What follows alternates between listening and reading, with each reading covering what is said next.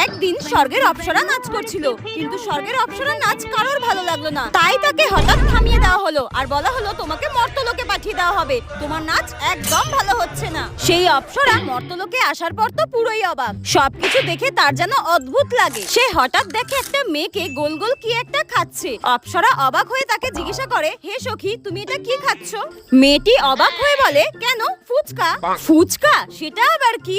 মেয়েটি অবাক হয়ে বলে, পাগল নাকি, আজকালকার দিনে ফুচকা খেতে জানে না, এরকম পাগল আছে নাকি? মেয়েটি অপ্সরাকে তো খুবই ঝাড়লো আর বললো, ফুচকা খাওয়ার সময় যত সব ডিস্টার্ব করতে চলে আসে, জানতো জান, বলে এইভাবে তাড়িয়ে দিল অপ্সরাকে। আর অপ্সরাও কিছু না বুঝতে পেরে চলে যায়। অপ্সরা মর্তে ঘোরাঘুরি করতে করতে হঠাৎ দেখে কিছু লোক নাক দিয়ে মুখ দিয়ে ধোঁয়া বের করছে, আর সেটা দেখে তো অপ্সরা একদমই অবাক। তারপর কিছু লোক তাকে জিজ্ঞাসা করে সে কে, আর সে বলে, আমি তো স্বর্গের অপ্সরা। এই কথাটা শুনে তো ওখানকার লোকেরা অপ্সরাকে পচা ডিম পচা টমেটো ছুঁড়ে মারতে থাকে, আর অপ্সরা ব্যথা পেয়ে কান্নাকাটি